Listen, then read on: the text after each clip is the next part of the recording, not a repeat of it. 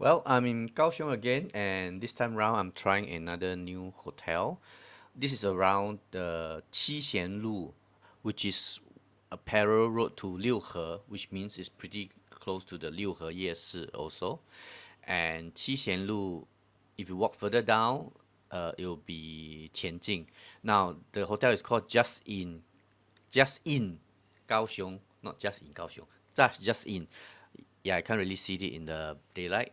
And the Chinese name is Zhen Lü Guan. Um, and it's beside a temple, an entrance to a temple. And this temple, if I'm not wrong, is called Donglu Guan. It houses a lot of idols, including Yue Lao and stuff like that. So if you need some romantic relations, you can come to this temple. So it's pretty easy to kind of recognize the hotel. Now let's have a look. So you notice there's a lot of wooden elements to this hotel, which is quite nice because pretty modern design. As you can see, it looks like a cafe just coming in, and the reception actually told me people do mistaken it for a cafe. As per most hotel in Taipei nowadays, or Taiwan, sorry, they are going with this green movement, so they don't supply you with all those toothbrush and everything. Is trying to be environmentally friendly. But good thing is they do have unlimited servings of coffee and tea. You can come down with your mug and make coffee and tea and bring it up to your room.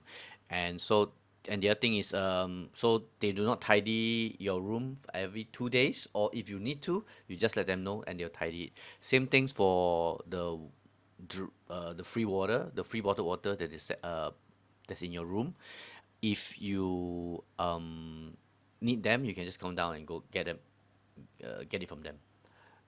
Y- Okay, so like I said, this hotel is really near. This is a Chiwei, and further down, if you keep walking down this path down, you will get to Qianjing in about 10, no, 5 to 7 minutes, depends how short your legs are. And over that direction is Liuhe Yeshi. Now let's have a look at room. So, welcome to room 403. Now let's have a look at the rest of the room. So you can see the room size pretty much um, works for one person. For two-person, you can see based on the luggage, you may have to a bit of squeeze for the luggage area. I think it's still yeah, probably bearable for two-person, but a bit squeezy for two-person, that's for sure. For one person, it's just nice.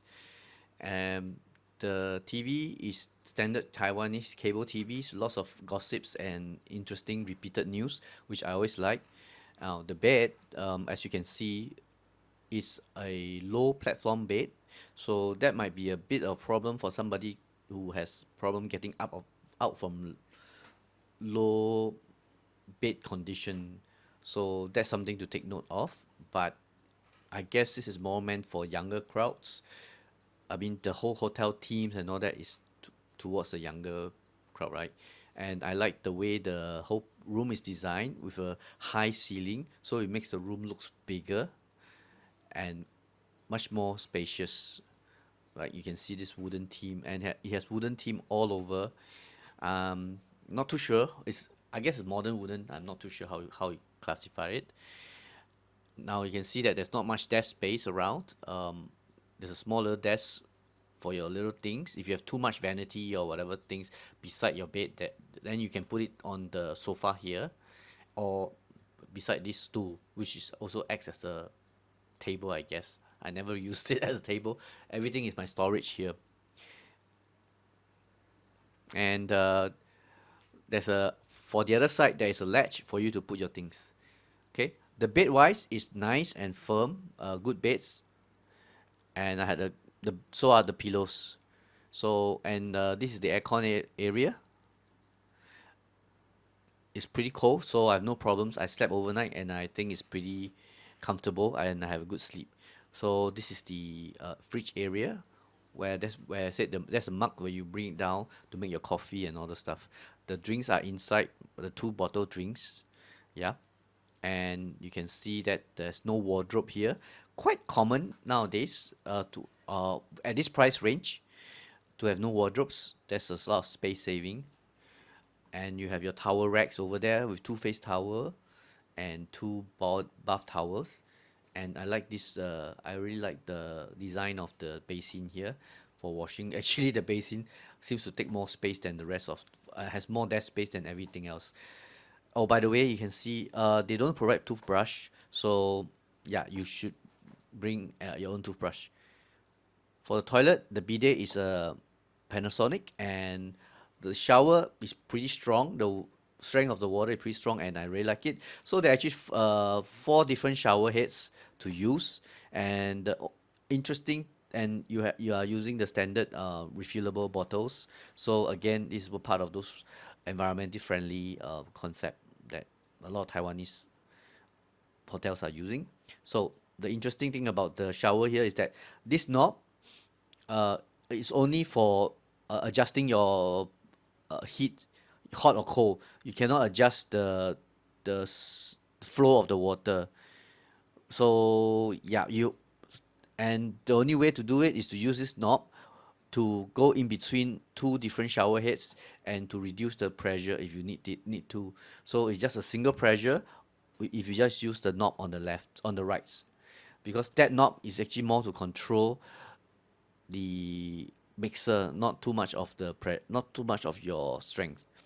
And following up with the theme of the whole room, you can see that the door of the toilet is made of rattan, and it also has a wooden tin. So it looks like a cupboard from if it's all close up. And you notice the room is very bright. I pretty like it, but somebody may not like it because you may like to sleep on a very dark rooms, but generally I'm quite happy with rooms like that are very bright in the morning and give me a better feel. Yeah, I don't really like dark rooms. As for so as for plugs, there's more than enough sockets around, so I don't think there's anything yeah lacking. So you can see that my room is not facing the street. The main streets is facing the side street, which is good enough. And there's no buildings right in front of you. There's a gap from the streets, and I think that's good view for me. I don't really necessarily need a street view or anything like that. As long as that is not doesn't make you feel too claustrophobic, that's good enough. And that's it for the room. Thank you. And if you are still sticking around to the end of the video, some interesting facts about Kaohsiung.